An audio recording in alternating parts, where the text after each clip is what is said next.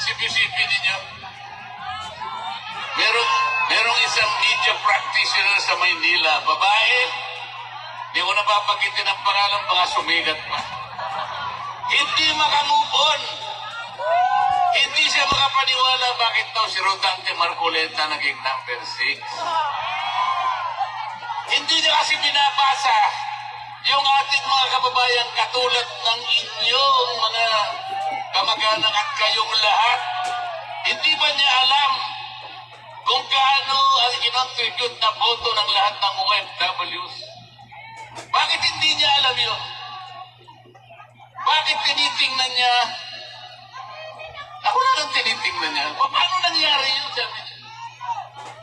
Paano nangyari si Marcoleta ay nanalo? Paano nangyari yun? Nakakaawa yung tao na yun. Nakalimutan niya.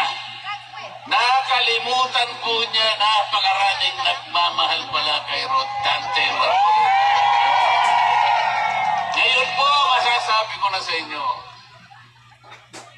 lintik lang ang walang ganti. Ginawa, ang gusto nila number 36 ako. Sabi ng mga tao, hindi. Kailangan maging number 6. So yun po yung nangyari.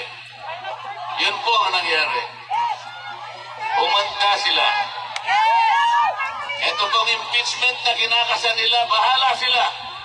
Bahala sila. Pero kung ako ang masusunod, sabi ko sa kanila,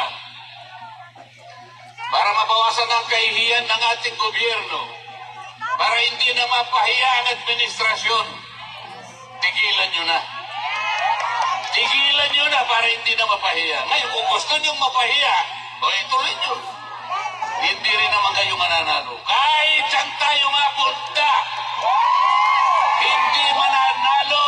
Hindi mananalo ang kalaban ng ating Vice President. Sinabi ko na noong una, uulitin ko sa inyo, kung ayaw nilang itigil, nasa sa kanila. Pero kung gusto nilang mawala ang kanilang kahihiyan, itigil na lang nila. Ngayon, ayaw niyong tumigil, kurbahan natin. Sige, isulong ninyo. Pareho din naman ang mangyayari. They will not be able to remove the Vice President. Itaga mo sa bato yan. Itaga nyo sa bato yan. Walang mangyayari. The Vice President will stay as Vice President.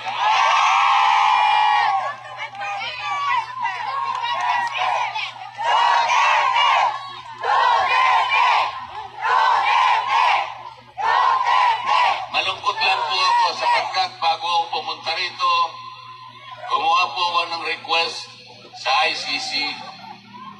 Payagan nyo sana ako kahit ilang minuto lang makausap ko ang dating Pangulo ng Republika ng Pilipinas.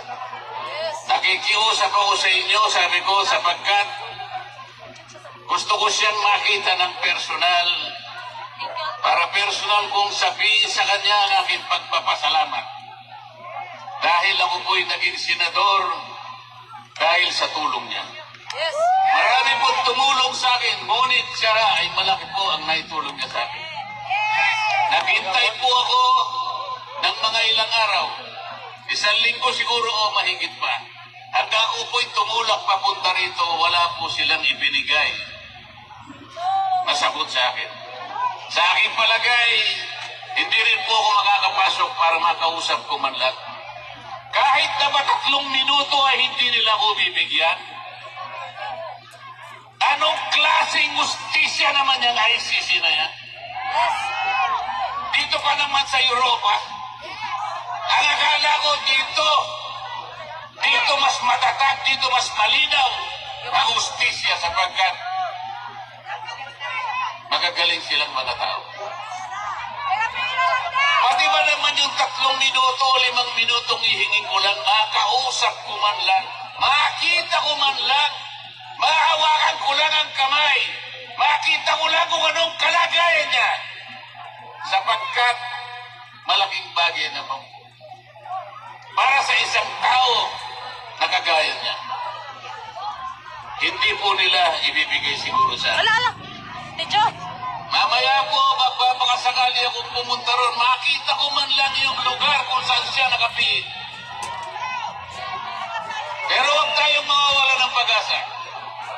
Huwag tayong mawawala ng pag-asa. Sapagkat hindi pa naman po tapos ang laban.